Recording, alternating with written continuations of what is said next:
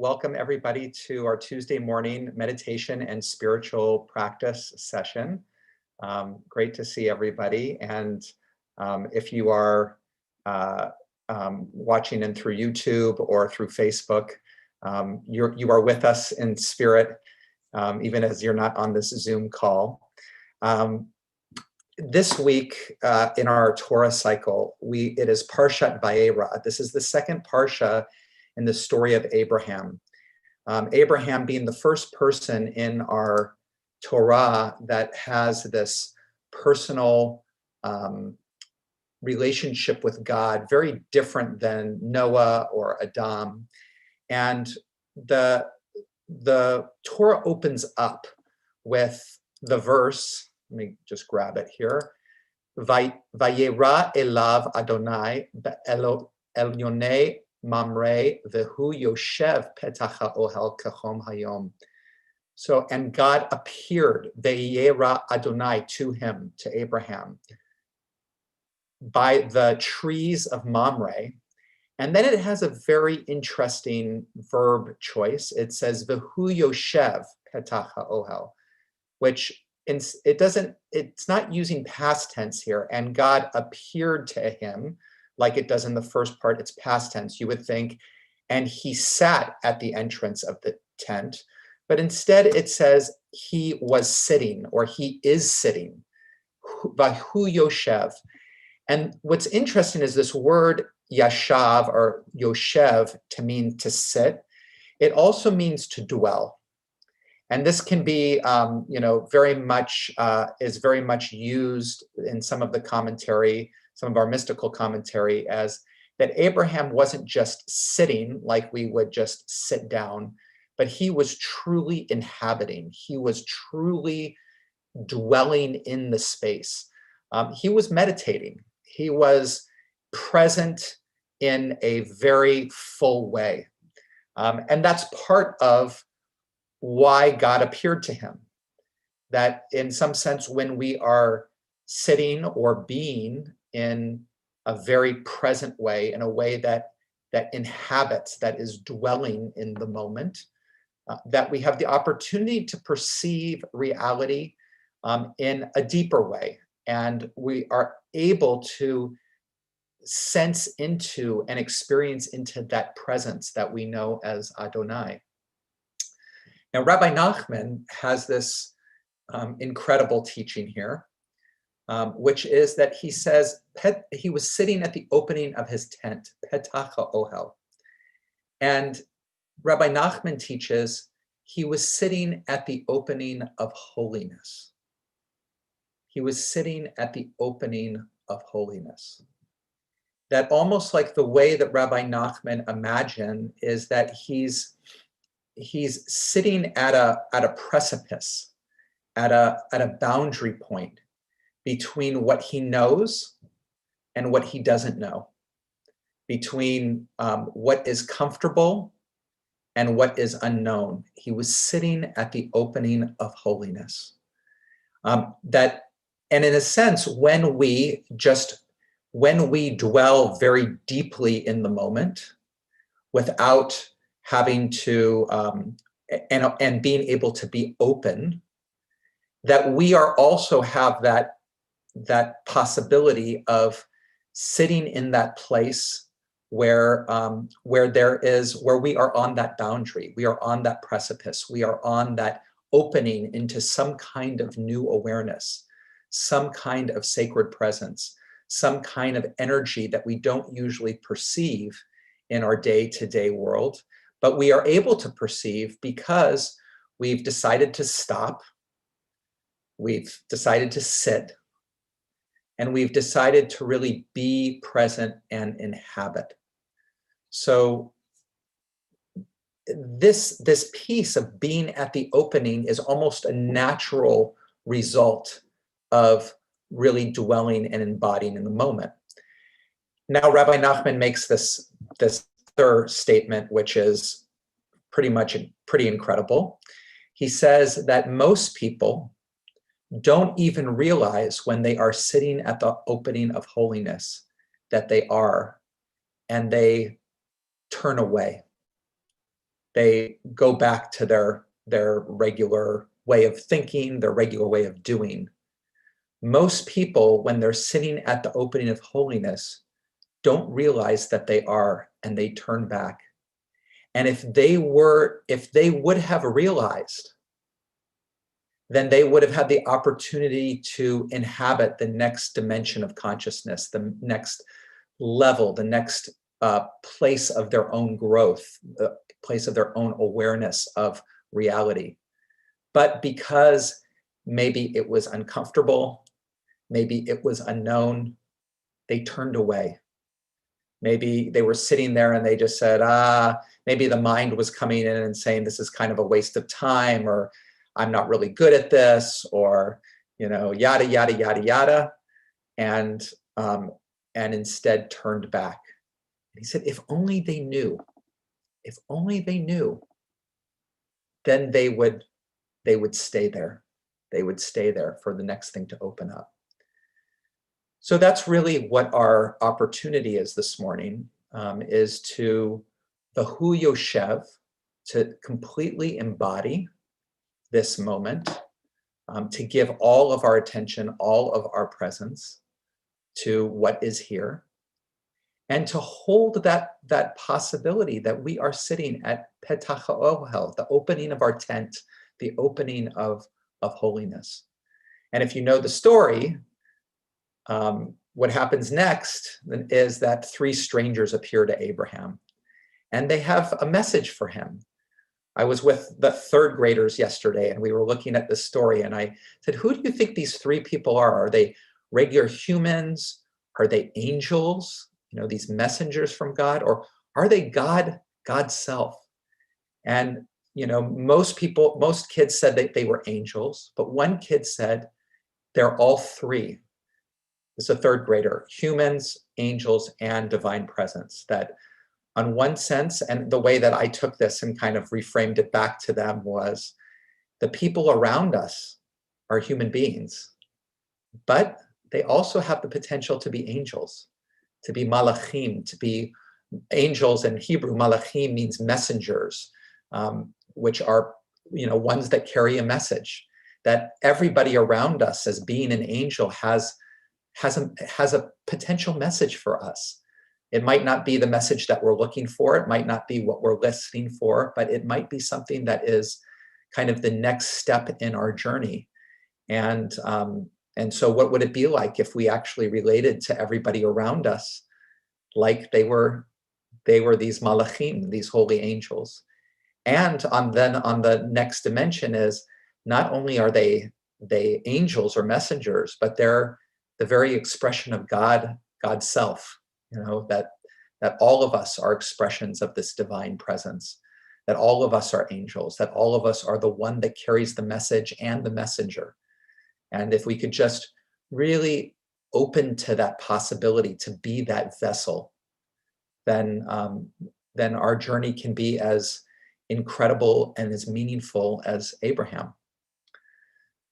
So let's get into a comfortable position to practice. We'll begin with a nigun, a melody, and then we'll come into silence.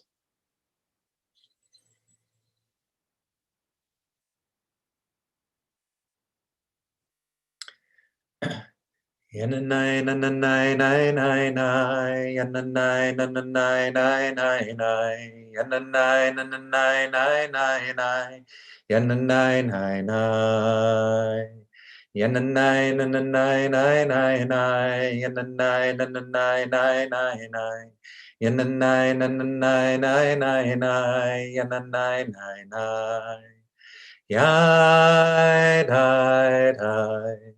Yana nai nai nai nai nai nai nai nai. Yana nai nai nai nai nai nai nai nai. Yana nai nai nai nai nai nai nai nai. Yana nai nai nai nai nai. Yana nai nai nai nai nai nai. Yana nai nai nai nai nai nai. Yananai, nananai, nai, nai, nai. Yananai, nai, nai. Yananai, nananai, nai, nai, nai. Yananai, nananai, nai, nai, nai. Yananai, nananai, nai, nai, nai. Yananai, nai, nai. Yai, nai, nai. Yananai, nai, nai, nai, nai, nai, nai, nai. Yananai, nai, nai, nai, nai, nai, nai, nai, nai. Yananai, nai, nai, nai, nai, nai, nai, nai, nai. Yananai, nai, nai, nai, nai. Yananai, nananai, nai, nai, nai. Yananai, nananai, nai, nai, nai. Yananai, nananai, nai, nai, nai. Yananai, nai, nai. Yananai, nananai, nai, nai, nai. Yananai, nananai, nai, nai, nai. Yananai, nananai, nai, nai, nai. Yananai, nai, nai. Yai, nai, nai. Yananai, nai, nai, nai, nai, nai, nai, nai. Yananai, nai, nai, nai, nai, nai, nai, nai, nai. Yananai, nai, nai, nai, nai, nai, nai, nai, nai. Yananai, nai, nai, nai, nai.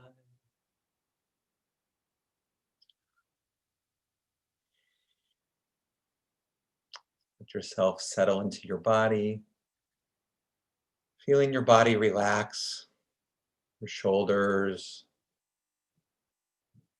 your neck, full belly, pressure of your bottom on the chair, meeting place of your feet on the floor, distance between the bottom of your spine and the top of your head.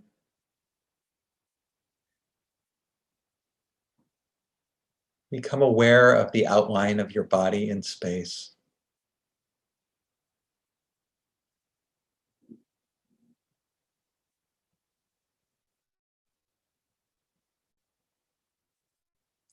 And notice the breath as it moves through the body.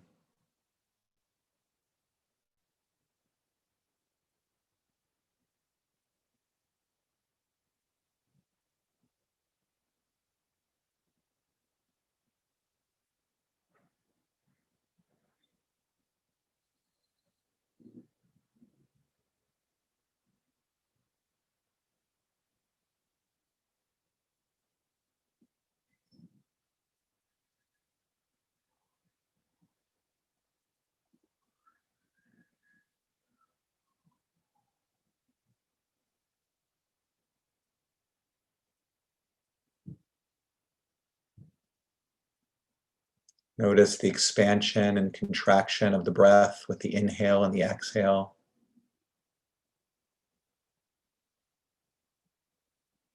Allow yourself to be present for all of it, for the movement of breath, the sensations and the shape of the body as it moves with the breath.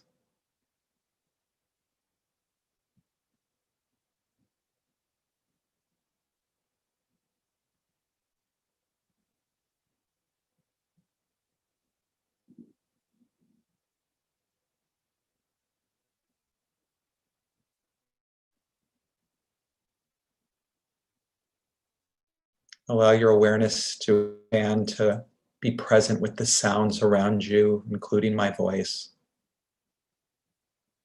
the sounds inside your space, maybe the sounds beyond your space. Letting every part of your experience be an instrument in the divine symphony. That everything, breath, body sensation, sounds, everything is filled with divine presence. Everything is an expression of alive energy. And you can be open to all of it, letting yourself hear the whole symphony.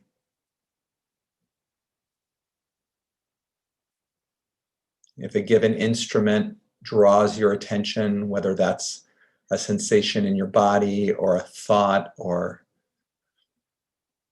anything, as soon as you notice that you are focusing in on that one instrument, expand your attention to include all the rest of the instruments, the entire symphony of this moment. So it's never a pushing away of what's drawing your attention, never a pushing away, only an expanding beyond and including.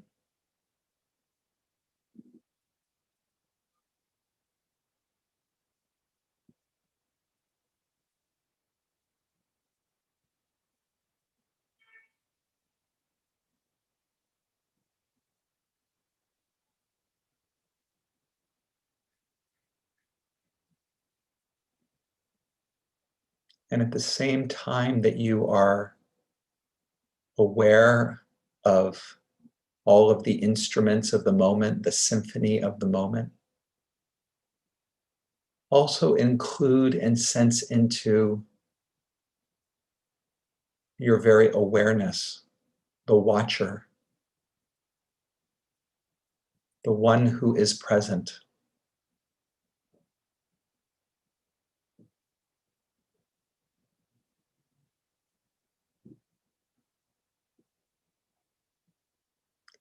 Maybe that's the audience that's watching the symphony, that you're present with the audience as well.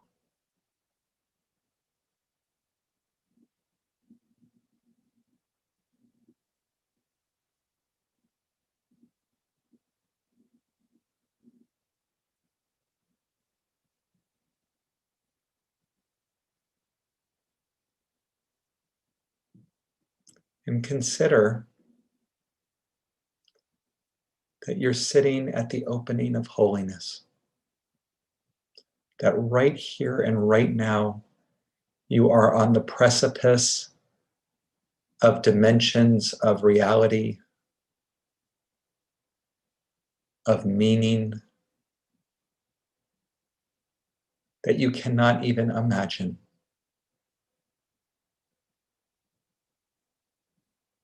But you're sitting at the opening of it all.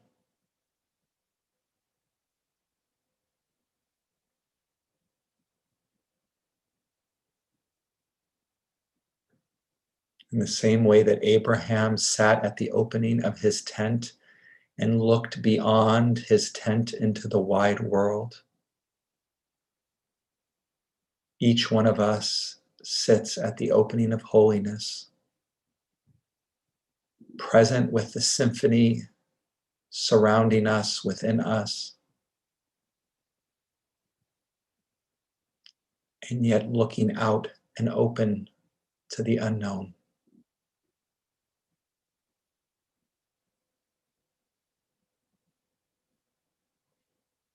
Open to what is beyond.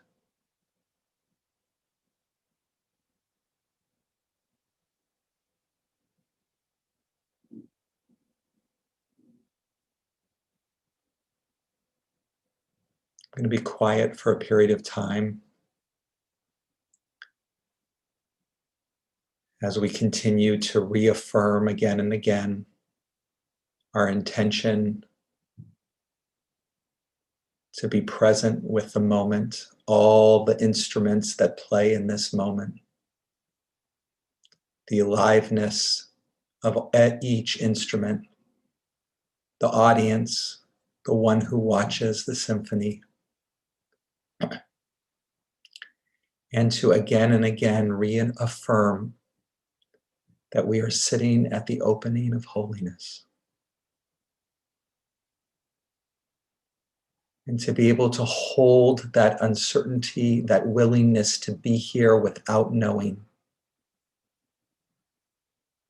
to be so open,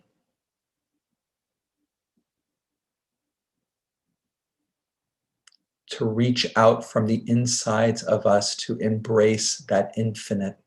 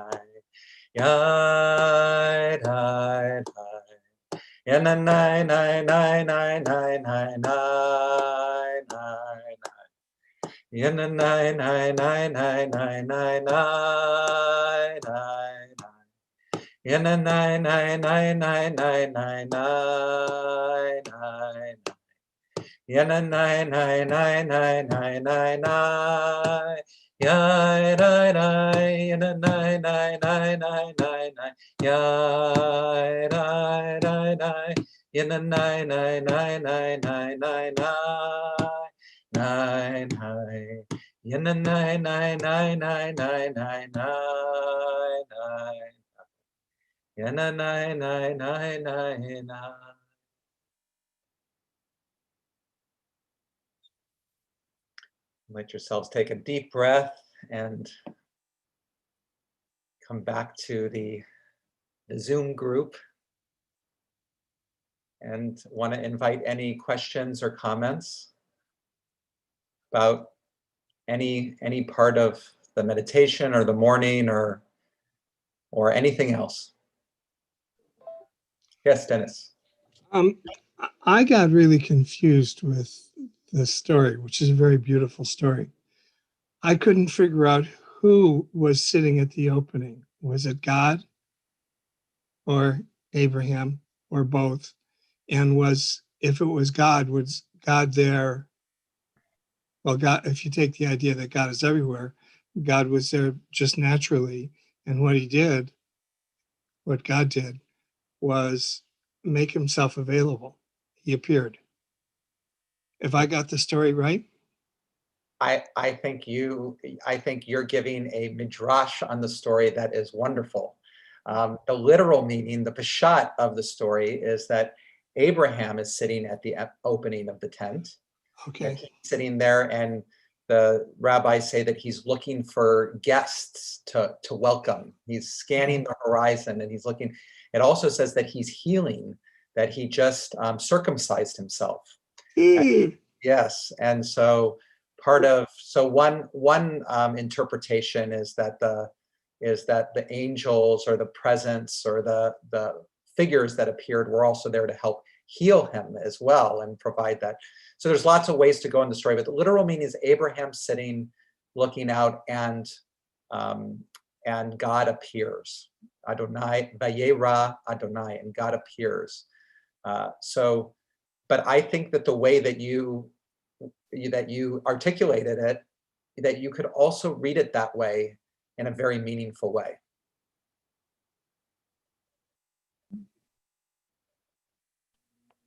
Maury.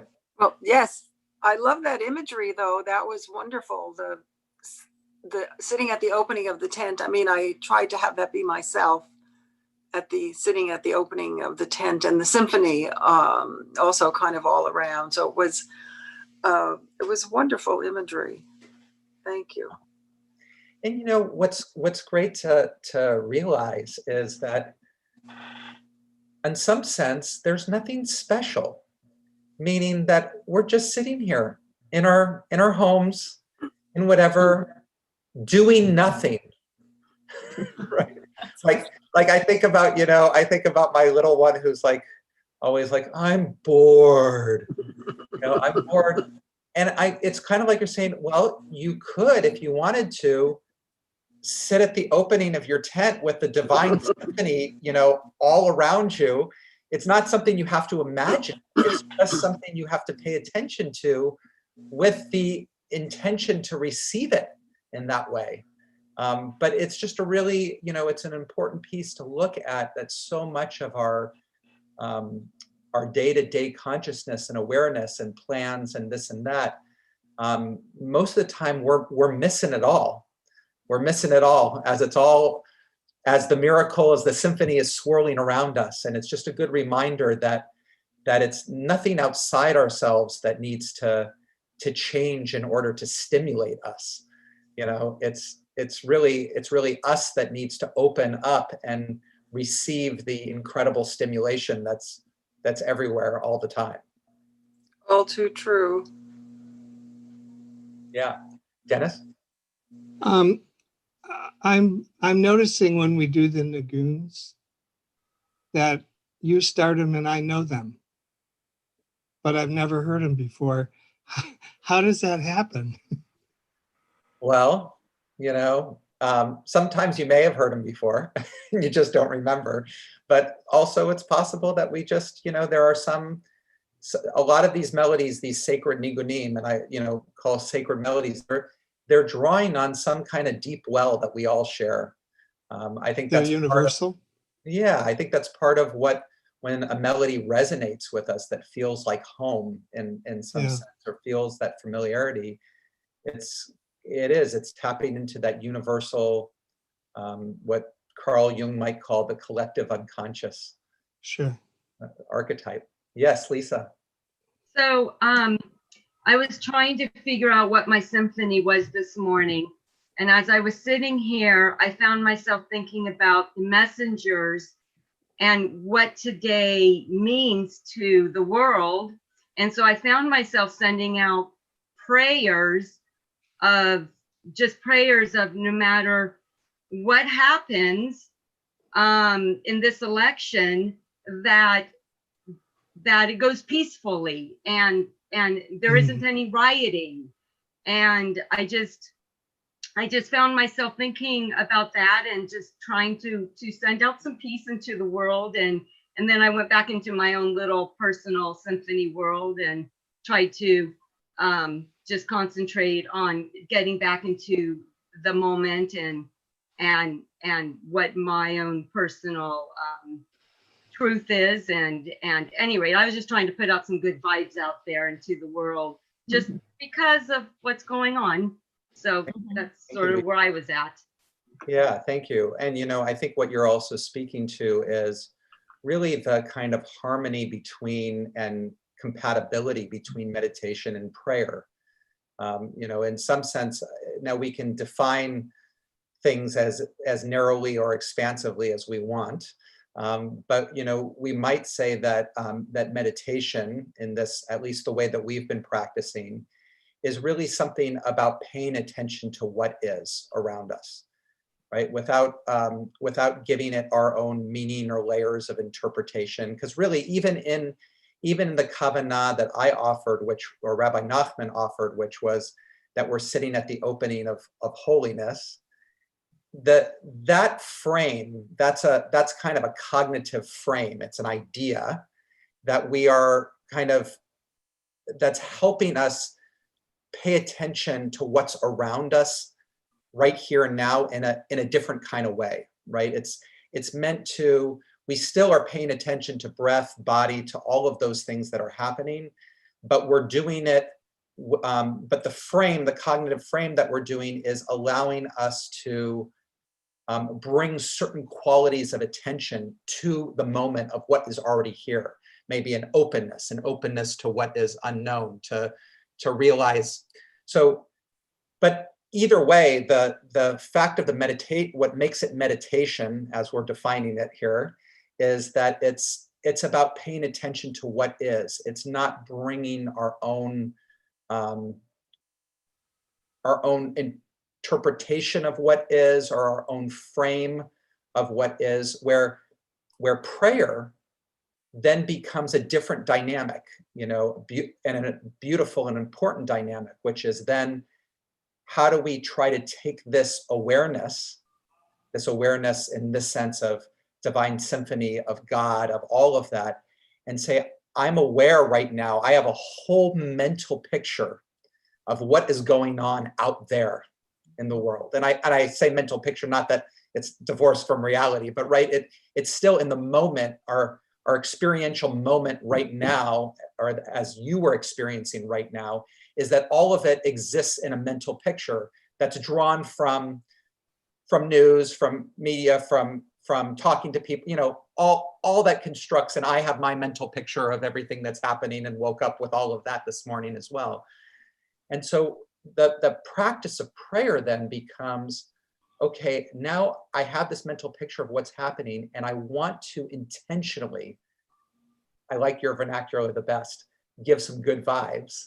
I want to intentionally bring this divine awareness of connection out there. So wherever people are, whatever is going on, whether they want to use these words or not, there can maybe be a sense that there's a divine symphony, that it's all a frame. And as much as we get very, very locked into what we think needs to happen, we're not going to get so locked that's going to be at the expense of not recognizing each other's basic humanity and all of that. So nice dynamic, meditation and prayer together. Rabbi, Yeah.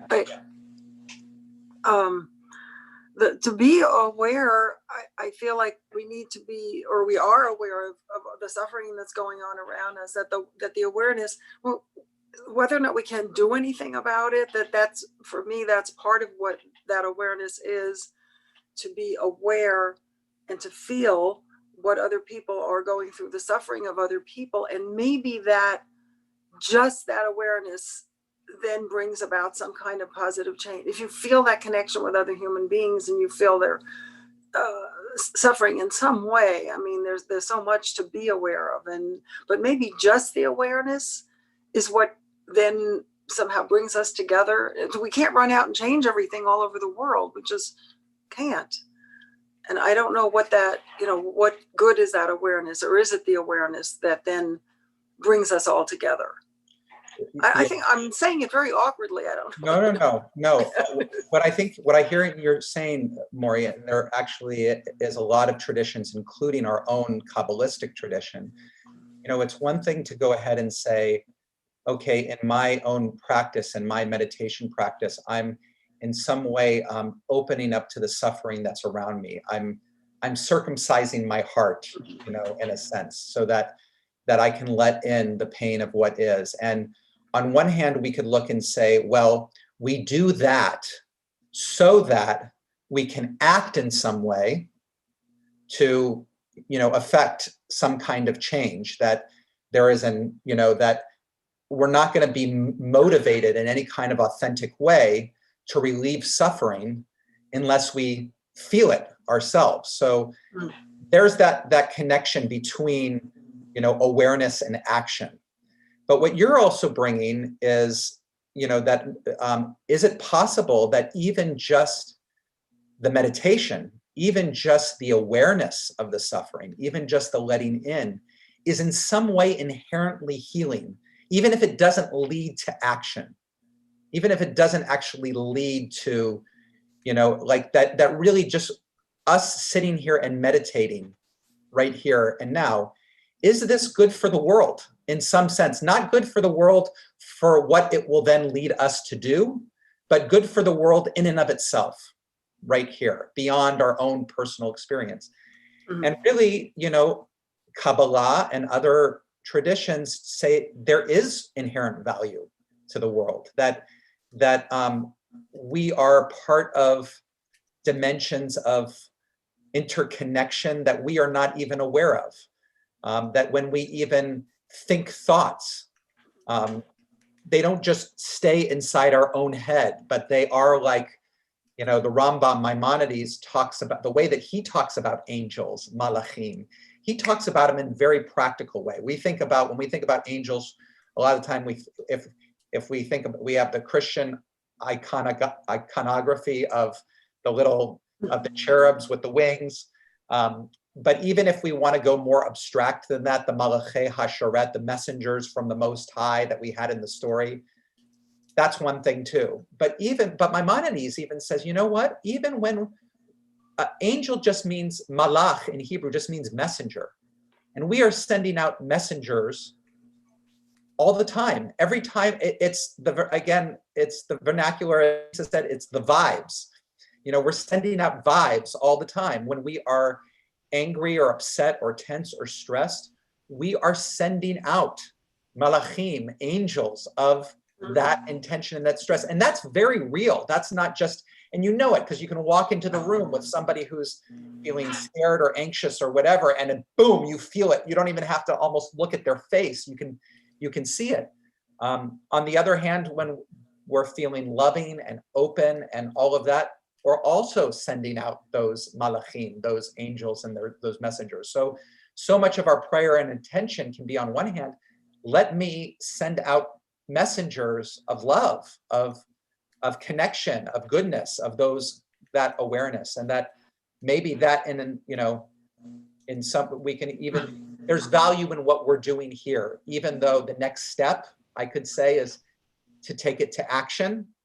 And our tradition wants us to take it to action. But the Kabbalists also said, just by doing mitzvot and prayer, we're affecting things we can't even.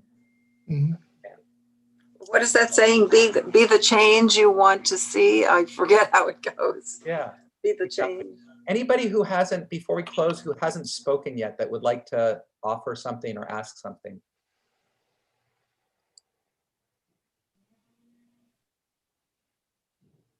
Okay. All right. Well, we'll end this feed.